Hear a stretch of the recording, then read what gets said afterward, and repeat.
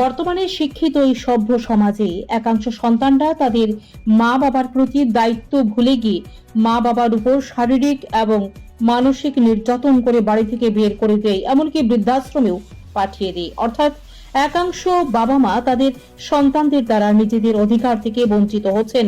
ঠিক সেই জায়গায় দাঁড়িয়ে এই শিক্ষিত সমাজে এমন কিছু সন্তান রয়েছেন যাদের দেখলে যে কোনো কারোরই আন্দাজ হবে যে এখনো দুনিয়ায় এমন মানুষ রয়েছে যারা মা বাবাকে ভগবানের মতো পুজো করেন। ঠিক এমন এক জলজন্ত উদাহরণ উঠে আসলো উত্তর ত্রিপুরা জেলার ধর্মনগর আলগাপুর ৩ নং ওয়ার্ড থেকে। ওই এলাকার সুধারানী রায় ওনার ছেলে অমলেন্দু রায়ের সেবা যত্নে বেশ সুখে রয়েছেন। জানা গেছে সুধারানী রায়ের স্বামী স্বর্গীয় ননীগোপাল রায় গত ৩৫ বছর আগে মারা যান। স্বামী মারা যাবার পর সুধারানী রায় মানুষের বাড়িতে কাজ করে অমলেন্দু রায়কে মানুষ করে তুলেছেন। বর্তমানে বৃদ্ধা সুধারানী রায়ের বয়স প্রায় ১০০ বছর। বয়সের ভারে বৃদ্ধা সুধারানী রায় বিছানায় শয্যাশায়ী। বর্তমানে ছেলে অমলেন্দু রায় তার বৃদ্ধ মাকে এমন ভাবে সেবা যত্ন করছেন যে সেবা যত্ন শিশুকালে তার মা তাকে করেছিলেন। অমলেন্দু রায় তার মাকে একটি ছোট্ট শিশুকে যেভাবে সেবা যত্ন করা হয় ঠিক সেইভাবে সেবা যত্ন করতে দেখা গেছে। কখনো অমলেন্দু রায় তার মাকে জড়িয়ে ধরে চুমু খাচ্ছেন, আবার কখনো মাকে জড়িয়ে ধরে আদর করে বাবা বলে ডাকছেন। মা এবং ছেলের প্রতি এই আদর ভালোবাসা দেখলে মনে হয় যেন অমলেন্দু রায়ের ছোট্ট সন্তানকে সে সেবা যত্ন করছে। অমলেন্দু রায়ের একটি ক্যাটারিং এর ব্যবসা রয়েছে। ক্যাটারিং এর ব্যবসা থেকে যা টাকা রোজগার হয় তা নিয়েই অমলেন্দু রায় তার স্ত্রী সহ 2 সন্তান এবং বৃদ্ধা মাকে নিয়ে খুব সুখে জীবনযাপন করছেন। ইতিমধ্যে সামাজিক মাধ্যমেও অমলেন্দু রায় এবং তার মায়ের এই আদর ভালোবাসা ব্যাপকভাবে ভাইরাল হয়েছে। সাংবাদিকরা অমলেন্দু রায়ের বাড়িতে ছুটে গিয়েও দেখতে পান যে তার মাকে কিভাবে তিনি সেবা যত্ন করছেন। সত্যি এই নিষ্ঠুর দুনিয়ায় হীরের টুকরো এই সন্তানদের দেখে যে কারো তার মায়ের প্রতি শ্রদ্ধা এবং ভালোবাসা বেড়ে যায়। এদিন সাংবাদিকদের সামনে অমলেন্দু রায় জানিয়েছেন তিনি মাকে যেভাবে সেবা যত্ন করছেন, ওনার মা কখনো অসুস্থ হননি, যার ফলে কোনো ওষুধ খাওয়াতে হয় না। অমলেন্দু রায় নিজের মাকে ছোট্ট সন্তানের মতো করে এমন ভাবে পরিষ্কার পরিচ্ছন্নতা রাখছেন যা কোনো রোগ তার মাকে স্পর্শ করতে পারছে না। অমলেন্দু রায় আরো জানিয়েছেন আজকাল শিক্ষিত সমাজের কিছু সন্তানরা একটু বড় হলেই তার বাবা মাকে ভুলে যায়। কোনো কোনো সন্তান তার বাবা মাকে নিজের স্বার্থের লোভে নির্যাতন করে বাড়ি থেকে বের করে দেয় এবং বৃদ্ধাশ্রমে পাঠিয়ে দেয়। তাই তিনি এই ধরনের সন্তানদের প্রতি বার্তা দিয়েছেন কেউ যেন তার বাবা মার প্রতি এই ধরনের আচরণ না করেন। বাবা মাকে বৃদ্ধ বয়সে সেবা যত্ন করলে যা আশীর্বাদ পাওয়া যায় তাতেই সংসার সুখে থাকে, এতে ভগবানের কোনো আশীর্বাদের প্রয়োজন হয় না। তাছাড়া বাবা মাই হলো এই পৃথিবীর প্রকৃত ভগবান। তাই তিনি মনে করেন কাল্পনিক ভগবানকে পুজো করার চেয়ে বাবা মাকে পুজো করলেই প্রকৃত আশীর্বাদ পাওয়া যায়। তিনি বলেছেন বৃদ্ধাশ্রম রয়েছে তাদের জন্য যে মা বাবাদের কোনো সন্তান নেই তারাই বৃদ্ধাশ্রমে যেতে পারেন, কিন্তু যে মা বাবার সন্তান রয়েছেন তারা কেন বৃদ্ধাশ্রমে যাবেন?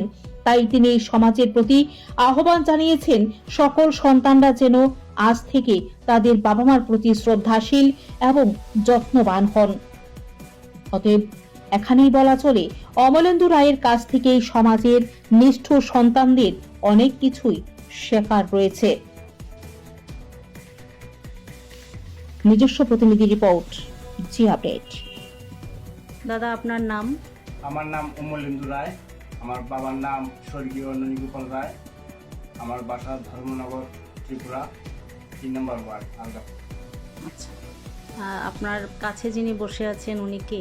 উনি হইল আমার গর্ভধারিণী মা। আচ্ছা, আপনার মাকে খুব ভীষণ ভালোবাসেন খুব তাই না? ভালোবাসি আমার মা। আচ্ছা, দেখলাম আসার পরও আপনার মাকে আপনি যেভাবে বিছানা থেকে তুলছেন। আচ্ছা, উনি কি অসুস্থ? মা হ্যাঁ অসুস্থ, আজকে 4 বছর হয়ে গেছে মা অসুস্থ। লাস্ট চিকিৎসা ধর্মনগর হসপিটালে হয়েছে।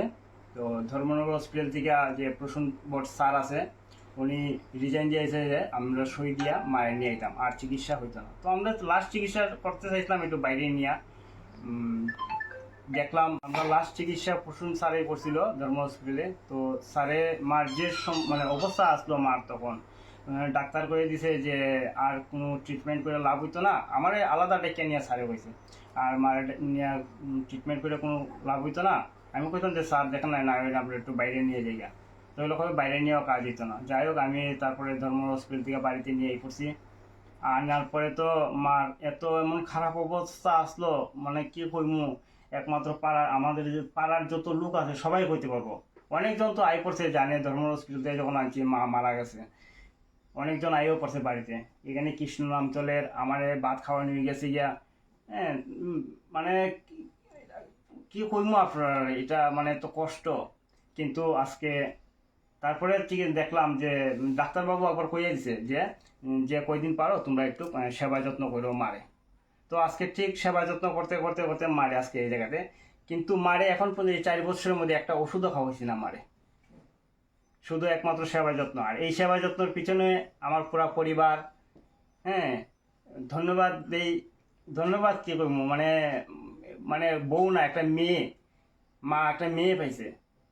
হ্যাঁ, আর আমার ভাগ্নি জামাই, আমার দুনো ছেলে যথেষ্ট আমার মারে। আচ্ছা দাদা, আমরা অনেক সময় দেখি যে ছেলেমেয়েরা বড় হওয়ার পরে বা চাকরি বাকরি পাওয়ার পরে মা বাবাদেরকে বৃদ্ধাশ্রমে দিয়ে দেয়। তো আপনি তো সেটা করেননি, আপনি মাকে নিজের কাছে রেখেই সেবা যত্ন করছেন। আপনি কি বলবেন এখনকার অধিকাংশ ছেলেমেয়েরা যেটা করছে সে ব্যাপারে কি বলবেন? দেখেন, এই বিষয়ে আমি কোনো একটা ভালো কথা আপনি কইছেন। আমি ফেসবুক করি, অনেকদিন ধরে ফেসবুক করি, কিন্তু মা অসুস্থ হওয়ার পরে তারপরও আমি ফেসবুক করি। কিন্তু বেশ আজকে আমার একটা ইচ্ছে হয়েছে যে আজকে 6-7 মাস ধরে মার ভিডিও একটু মারে যে আমরা সেবা যত্ন করি, হ্যাঁ, যে একটু সেবা যত্নটা যাতে অন্যরা দেখিয়া মা বাবার প্রতি শ্রদ্ধা হয়। কারণ এখন দেখা যায় প্রায় জায়গাতেই, হ্যাঁ, যে মা বাবারে নিয়ে বৃদ্ধাশ্রমে দেওয়া দেয়। আমরা মা বাবারে কেন বৃদ্ধাশ্রমে দিতাম? আমাদের দায়িত্ব, আমাদের কর্তব্য, আমরা মা বাবার দেখে রাখতাম। মা বৃদ্ধাশ্রমে কে যায়? যারা সন্তান নাই, যারা সন্তান নাই তারা লেগে বৃদ্ধাশ্রম। আজকে ছেলে সন্তান থাকা সত্ত্বে যদি মা বাবা বৃদ্ধাশ্রমে যাইতে হয়, এর চেয়ে বড় দুঃখ আর কিছু নাই। তো অনেক কি করবো এটা। তো সবার কাছে আমার একটা অনুরোধ থাকবো, মা বাবার কেউ বৃদ্ধাশ্রমে দিয়েন না, মা বাবারে নিজে যত্ন করুন, দেখবেন ভগবান আপনার পাশে থাকবো। আর আসল ভগবান তো আমার মাতা পিতা। যদি থাকিতে না দেখলাম, পরে এই অট্টালিকা দিয়া খাওয়াইয়া মানুষের কোনো লাভ নাই।